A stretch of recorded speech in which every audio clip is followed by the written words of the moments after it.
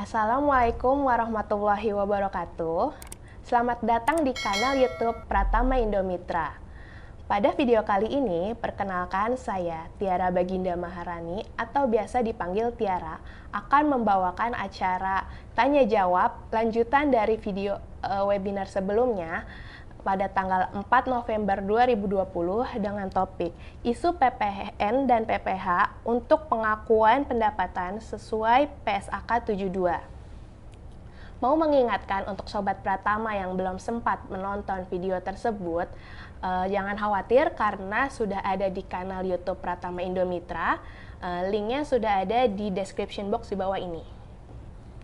Pada kesempatan kali ini, saya tidak sendiri karena saya ditemani oleh pembicara pada webinar tersebut, sekaligus CEO PT Pratama Indomitra Konsultan, Bapak Dr. Priyanto Budi Saptono, AKCA MBA, atau yang biasa dipanggil dengan Pak Pri. Assalamualaikum Pak Pri. Waalaikumsalam warahmatullahi wabarakatuh. Selamat pagi. Mana Mbak sehat? Alhamdulillah. Pak Pri sehat? Alhamdulillah sehat. Iya Pak. Ya. Jadi seperti webinar-webinar sebelumnya nih Pak. Ya, siap. Udah antusiasme dari peserta tuh tinggi Pak. Oke, jadi ya. Banyak pertanyaan-pertanyaan yang belum sempat terjawab Pak di webinar sebelumnya. Ya, memang kalau dari pengalaman ya ini ada yang sampai 4 sesi Q&A. Nah, ini mungkin 2 kali ya. Iya. Ya, oke, siap. Di tangan saya udah ada kurang lebih 9 Pak. Oke, boleh silakan Mohon izin Mbak Tiara. langsung dibacakan aja pertanyaannya Pak ya. Ya. Yang pertama dari cabang Bekasi. Pak Pri izin bertanya, untuk perhitungan PPh 23 yang mendapatkan SKB atau surat keterangan bebas potong PPh 23, apakah pembayaran based on realisasi tahun lalu atau dari anggaran pendapatan atau target pendapatan? Terima kasih. Untuk SKB itu memang kita mengajukan berdasarkan data yang sekarang, artinya tahun ini, kemudian kita buat proyeksi sampai akhir tahun. Seandainya hasil proyeksi yang dibuat oleh wajib pajak ini menunjukkan tidak ada PPh terutang di akhir tahun, ini konteksnya misalkan PPh badan ya, otomatis bisa mengajukan untuk mendapatkan SKB. Tapi kalau masih ada pajak terutang, meskipun hasil akhirnya lebih bayar, itu nggak bisa. Jadi fokus utama kita adalah bagi wajib pajak yang mau mengajukan SKB, surat keterangan bebas PPh 23, itu realisasi yang sudah ada di tahun ini ditambah sampai proyeksi tahun ini. Ya, jadi kalau misalkan sekarang bulan November, ya tinggal Desember. Kalau hasil dari perhitungan proyeksi itu tidak ada pajak terutang, bukan tidak lebih bayar ya. Jadi tidak ada pajak terutang. Ada pajak terutang tapi lebih bayar enggak? Tidak ada pajak terutang. Jadi karena tidak ada pajak terutang, ya ngapain dipotong? Makanya diajukan SKB. Demikian Mbak Tiara. Oke Pak. Ya. Langsung ke pertanyaan berikutnya Pak ya. Oke. Dari PT HKR Bapak Rahmat Darmawan. Untuk perusahaan properti akan terdampak koreksi PSAK 72 untuk unit-unit terjual tetapi belum serah terima ke pembeli. Bagaimana dampaknya dengan PPN dan PPh yang sudah dilaporkan sebelumnya? Apakah PPN dan PPh yang sudah diakui sebelumnya harus dikoreksi juga? Terima kasih. Baik. Untuk properti memang ini cukup serius pengaruhnya. Kenapa? Karena kan PSAK sebelumnya yang diadopsi oleh perusahaan properti ini adalah PSAK 44. Jadi 20% pembayaran, kalau sudah pembayaran di muka, nah itu bisa diakui 100%. Tapi sekarang kan nggak bisa. Dari kasus yang saya tangani bersama tim, properti itu jual unit rumah. Tinggal pilihannya memang ada 2. Kalau unit rumahnya itu rumah tapak, landed house, rumah yang kayak model residensial ya di atas tanah, itu gampang. Satu kejual diakui, satu kejual diakui, satu kejual diakui. Tapi yang high rise, yang apartemen, itu kan nunggu jadi dulu. Jadi nanti penyerahannya bisa jadi bareng.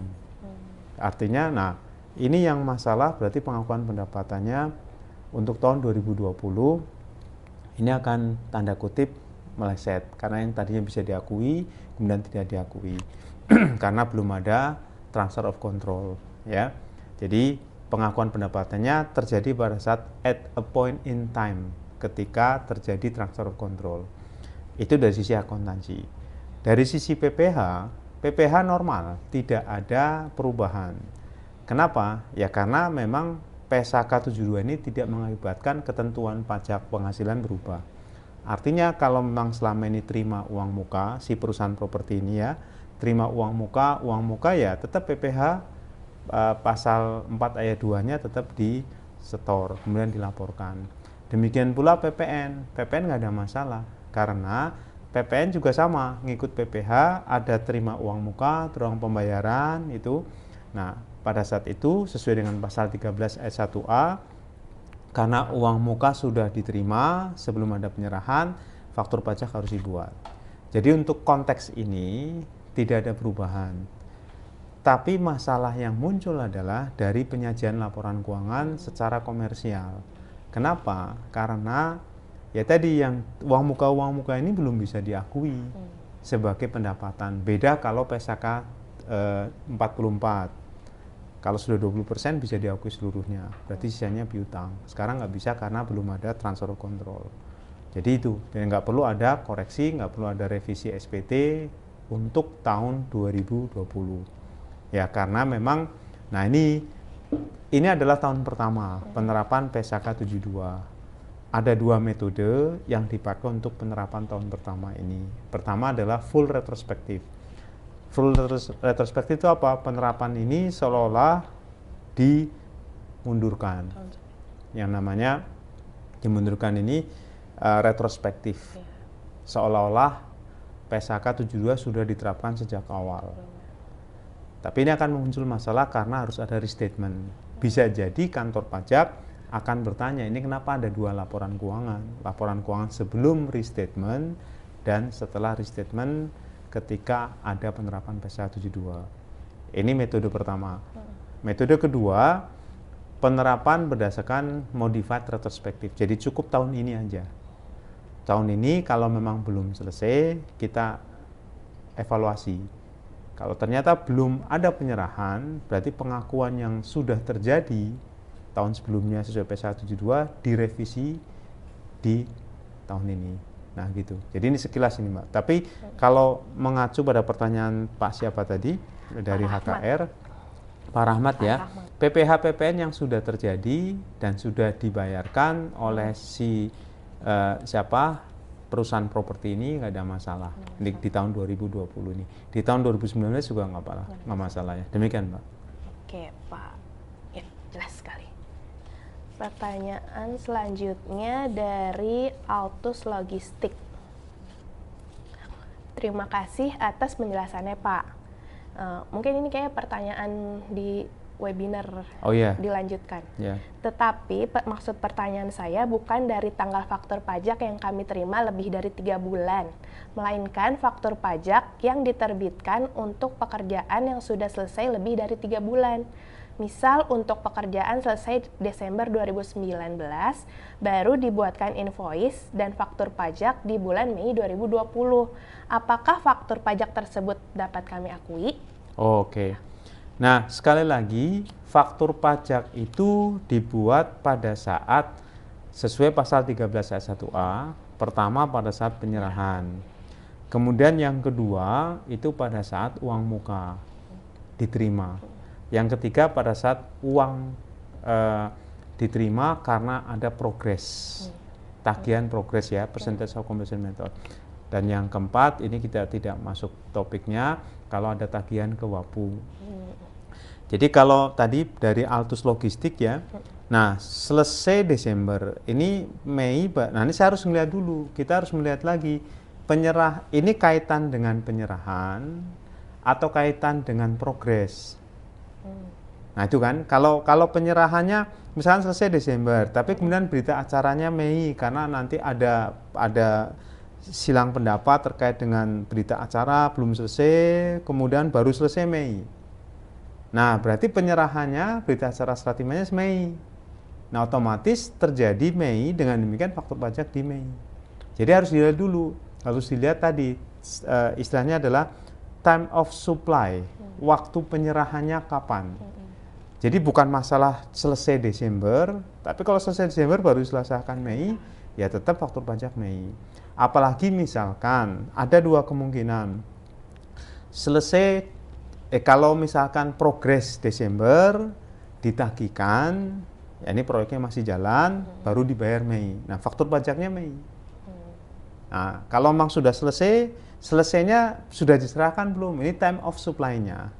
Ya, PSAK 72 juga melihat time of control-nya. Kan kalau untuk konstruksi bisa saja terjadi proyeknya sudah selesai, kemudian mau diserahin, tapi ternyata pemilik proyeknya belum bersedia tanda tangan berita acara karena masih ada yang kurang, ini kurang, itu kurang, sehingga perlu perbaikan. Nah, perbaikan-perbaikan ini kan harus dilakukan oleh si kontraktor. Ini kalau misalnya pekerjaan konstruksi. Nah, demikian, Mbak. Ya. Oke. Selanjutnya dari Bapak Frankie Foreson.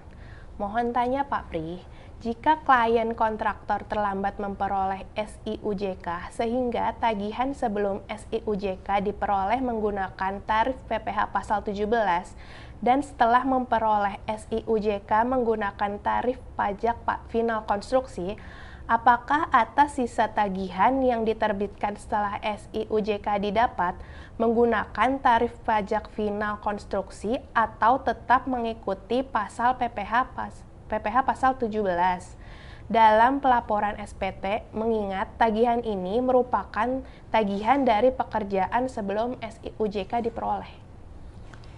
Oke, Pak Frankie Ya, Frankie Frankie Foreson ini Foreson. teman konsultan juga. Ya. Jadi gini, di dalam jasa konstruksi untuk aspek pajaknya itu tidak melihat SIUJK, ya, tidak melihat SIUJK. Dari mana saya bisa mengatakan demikian? Karena di dalam PP 51 2008 di situ kan ada tarif, ya, pasal 3-nya mengatur tarif. Yang membedakan bukan SIUJK, tapi kualifikasi. Jadi, ini Pak Frankie ya. Memang kalau konstruksi ini agak ribet karena begini. Pertama, si kontraktor akan mendapatkan sertifikat Badan Usaha Jasa Konstruksi SPUJK. Kalau dari asing SPUJKA. Kemudian dia akan mendapatkan sertifikasi dari asosiasi atau LPJK, Lembaga Pengembangan Jasa Konstruksi.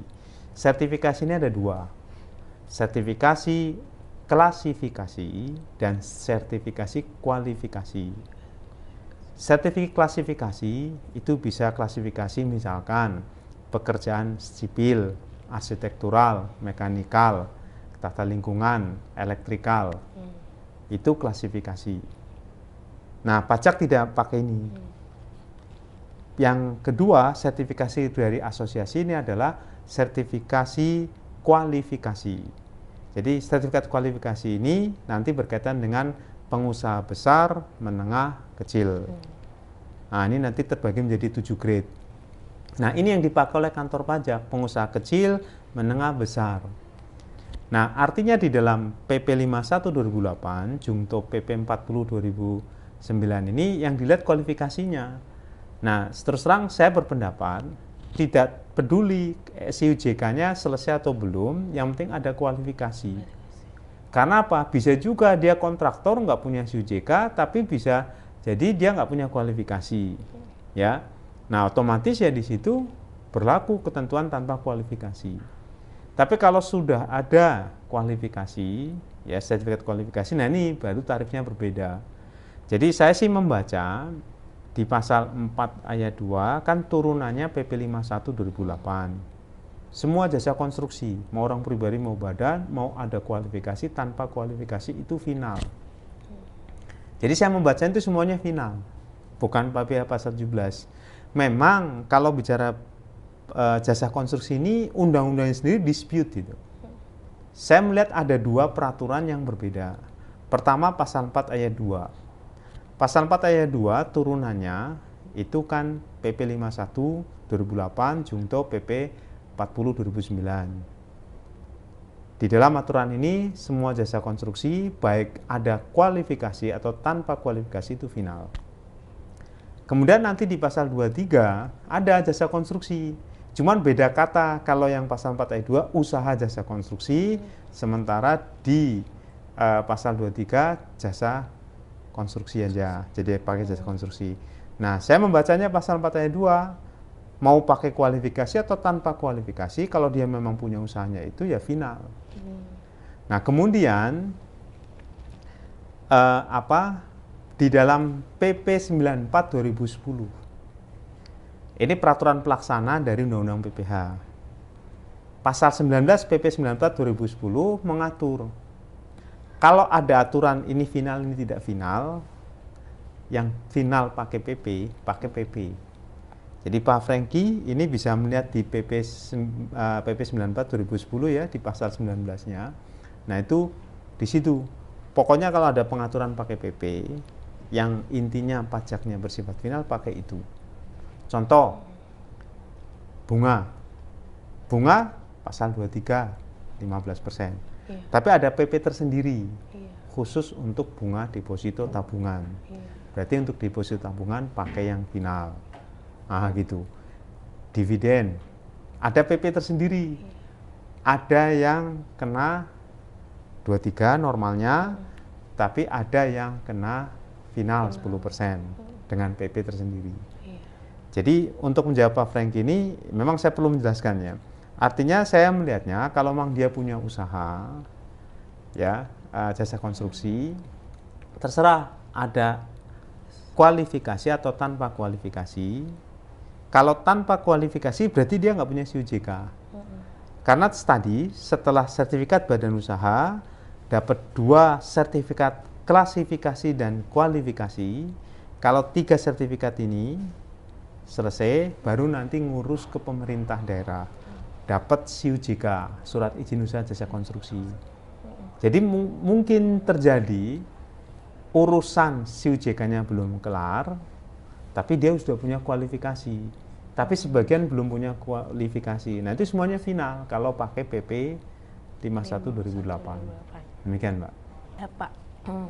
Langsung lanjut ke pertanyaan 5 ya, Pak ya? Ya, siap, Mbak. Dari Pak Eko, Pak.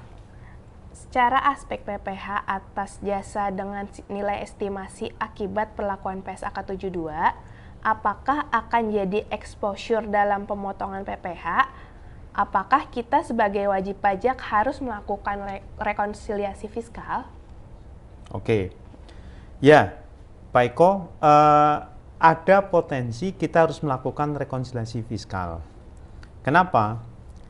Karena kalau pemotongan PPH ini kan menggunakan konsep taxation at source. Pemotongannya dilakukan di sumbernya. Jadi artinya si pihak yang membayarkan, misalkan customer atau klien ya, membayarkan, dia potong. Yang dia potong sebesar misal 2% dari nilai yang dibayarkan. Nah, nantinya nilai yang dibayarkan ini kan bisa jadi kalau diakumulasi, ada yang bisa jadi sama dengan apa yang tertera di dalam pengakuan pendapatan bagi si pihak yang memberikan jasa.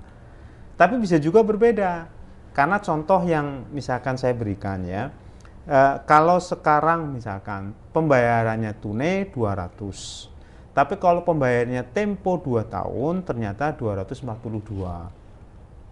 Secara kontrak lama, ya memang penghasilannya 242, tapi kalau udah pakai PSAK 72 enggak, karena ada beda antara pembayaran sekarang dengan pembayaran 2 tahun kemudian, itu dianggap selisihnya merupakan bunga. Nah, ini kan berarti yang dipotong pembayarannya kan normal 242. Cuman karena tadi pasti tagih bayar dipotongnya dari 242. Tapi pengakuan pendapatannya bukan 242, cuma 200. Nah, yang 42-nya apa? Pendapatan bunga. Nah, ini butuh rekonsiliasi. Jadi memang sekarang nggak kelihatan, tapi nanti siap-siap wajib pajak ini harus menjelaskan kenapa beda. Ya, pengakuan PSAK 72 itu memunculkan adanya pendanaan signifikan, ya kayak gini kan dianggap bukan pendapatan dari penjualan jasa, ya karena tempo Padahal di situ nggak ada bunga. Cuman karena ya udahlah bayar 2 tahun lagi. Tapi ternyata misalkan ada informasi kalau bayar tunai angkanya beda. Nah, otomatis selisihnya dianggap bunga. Gitu, Pak Eko ya. Oke. Jadi perlu ya Pak ya. Selanjutnya pertanyaan ke-6 dari Bapak Ahmad Supriyadi SEMM. Izin bertanya Pak, penyerahan atau pengalihan karena perubahan bentuk usaha atas persediaan dari WPOP kepada CV milik WPOP, apakah dikenakan PPN? Apakah penerbitkan faktur pajak? Apakah pengenaan PPN tersebut bisa di-offset dengan PPN yang lebih bayar oleh WPOP PKP tersebut? Ya, terima kasih. Ya, Pak Ahmad Supriyadi ya. Ya. Yang jelas kita harus membedakan antara OP dengan CV yang dimiliki oleh OP itu. Artinya di sini ketika OP melakukan penyerahan kepada CV, sekali lagi konsep T output min T input yang kita bahas di webinar sebelumnya. Jadi kalau OP-nya sudah PKP, dia melakukan penyerahan kepada CV. Pertanyaan yang muncul adalah penyerahan dalam rangka apa? Misalkan hibah, pinjaman, jual, atau setoran saham. Itu. Nah, ini kan pada dasarnya itu T output terutama. Nah, kemudian karena OP-nya sebagai taxable person atau PKP, ya dia harus mengut PPN dari CV. Ini konsep dasarnya di situ. Nah, dengan demikian OP punya pajak keluaran. Kalau ternyata dia punya pajak masukan, silakan bisa dikreditkan sepanjang berhubungan langsung dengan kegiatan usaha OP. Artinya T input bisa dikreditkan ke T output sepanjang memang berhubungan langsung. Jadi silakan. Ya, tapi tetap harus bisa dibedakan, ada OP subjek pajak sendiri, CV subjek pajak sendiri. Ketika mereka bertransaksi, dianggap ada 2 subjek pajak yang bertransaksi. Dengan demikian, kalau ada penyerahan, penyerahannya apa? Barang. Barangnya dilihat. Secara umum T output. Artinya seluruh output terutang PPN. Kalau barangnya masuk dalam pengecualian, 4 kelompok barang tidak kena pajak, ya berarti tidak terutang. Gitu, Mbak. Oke, Pak. Pertanyaan selanjutnya dari Bapak atau Ibu Aan. Kasusnya dealer mobil. AR pemeriksa menyatakan biaya BBN dan lain-lain harus biaya beban dan lain-lain harus diakui sebagai penghasilan. Sedangkan sebagai penjual mobil kita hanya membantu mengurus surat-suratnya. Mohon tanggapannya. Ya. Nah, ini kembali lagi ke akad kontrak. Kalau pakai PSAK 23 yang lama, yang jelas kan PSAK 23 yang lama ya kembali lagi kontrak. Sebenarnya PSAK 72 yang baru ini juga kembali lagi kontrak. Cuma memang, nah sekarang gini, ketika misalkan dealer mobil bantu ngurusin, pertanyaan yang muncul adalah bantu ngurusin itu ada 2 kemungkinan. Itu bagian dari jasa dealer yang diberikan kepada pembeli, berarti nanti pengakuan pendapatannya muncul, nanti kemudian keluar biaya. Atau memang betul-betul membantu. Bantu artinya ya nanti gua urusin. Sehingga ya kayak misalkan kayak office boy, saya minta tolong bantu beliin makanan. Yang beli bukan office boy, tapi yang beli saya. Cuman office boy membelikan. Berarti di sini dealer menguruskan, ya membantu pengurusan. Nah, membantu pengurusan, nah ini kan perlu di akad awalnya. Akad awalnya itu apakah memang bantu, berarti memang si pembeli nanti kemudian pilihannya 2, ngasih uang dulu, atau nanti misalnya saya talangin dulu, kemudian saya tagihkan kembali. Itu ya. Atau memang itu bagian dari, ini kembali lagi performance obligation. Jadi bagian dari performance obligation, ini on the road, ini off the road. Nah, saya sih membacanya secara sekilas, ini off the road, ini on the road. Jadi harganya dibedakan. Kalau harga off the road 100 juta, on the roadnya termasuk macam-macamnya ini. Jadi itu bagian dari pendapatan si dealer. Tapi kembali ke akadnya. Akadnya. Kalau istilah yang saya pahami secara awam, on the road, off the road. Memang jualannya ada dua macam. Ya ada dua macam, ada off the road, on the road. Tapi kembali lagi ke akadnya. Bisa jadi akadnya ya on the road, cuma nanti biaya-biaya itu nanti direimburse. Direimburse itu dalam artian gua nalangin dulu, nanti tolong diganti. Atau yang kedua, yaudah lu bayar gua dulu, nanti kemudian gua bayarkan. Nah gitu Mbak. Oke, ya Pak. Sangat jelas. Ya. Selanjutnya pertanyaan dari Ibu Retna S2 Dio. Izin bertanya Pak Pri, jika lawan transaksi atau supplier menolak untuk menerbitkan faktur pajak pada saat kami membayar DP project atau DP pembelian barang yang akan selesai di 3 bulan berikutnya, apakah kami sebagai pihak pembeli bisa diberi sanksi? Oke. Kalau DP uang muka ya project, otomatis harus ada faktur pajak. Berarti bagi si pembeli wajib minta faktur pajak pada tanggal DP diterima. Itu. Kalau misalkan tanggal faktur pajaknya tidak sama dengan tanggal terima DP, nah ini kantor pajak seringkali menganggap ini sebagai suatu kecacatan faktur pajak, ya, karena tidak sesuai dengan ketentuan. Nah, di pasal 9 ayat 8 Undang-Undang PPN, faktur pajak yang tidak memenuhi ketentuan formal maupun material tidak boleh dikreditkan. Jadi bagi si pembeli yang membayarkan DP punya potensi bahwa kalau nanti punya faktur pajak dari si penjual terkait dengan DP, itu tidak bisa dikreditkan, tidak bisa mengkreditkan. Sementara dari sisi penjual, ketika dia menerbitkan faktur pajak tidak sesuai dengan tanggal dia terima uang muka, itu berarti dianggap cacat.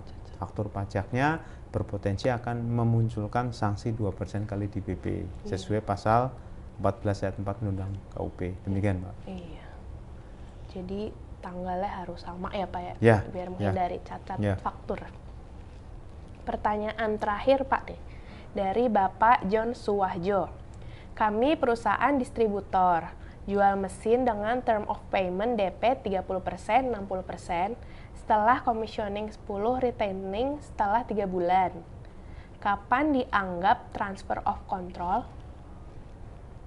Oh, Pak John, kalau ditanya kapan transfer control, saya tanya balik, para pihaknya kapan gitu ya. Jadi ini kan terjadi kalau misalkan 30 tadi apa, Mbak? 30%, 60%. 30-60%, kemudian 10 ya. Iya. Saya membacanya ini proyek apa nih? Ini apa transaksinya? Jual mesin. Jual mesin.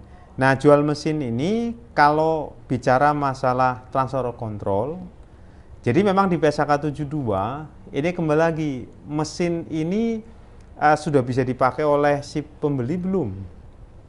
Ketika masih 30%, 60%. Kalau belum, ya berarti memang nanti terjadi pada saat serah terima mesin itu. Jadi artinya apa? Transfer of control terjadi pada saat serah terima. Ya, serah terimanya itu kapan? Serah terimanya kapan tergantung kesepakatan para pihak gitu. Artinya ya bisa saja terjadi misalkan pas 90%, kemudian serah terima, transfer of controlnya cuma nanti masih ada misalkan commissioning.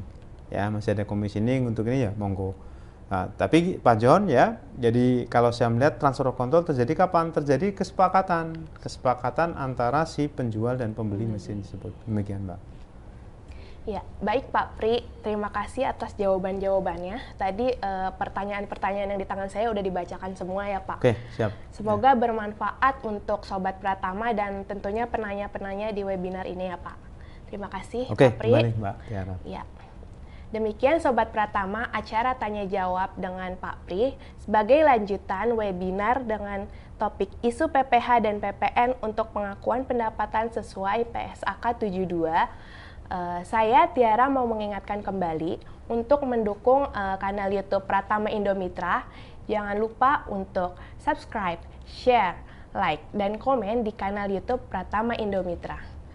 Ya, saya Tiara pamit undur diri. Wassalamualaikum warahmatullahi wabarakatuh.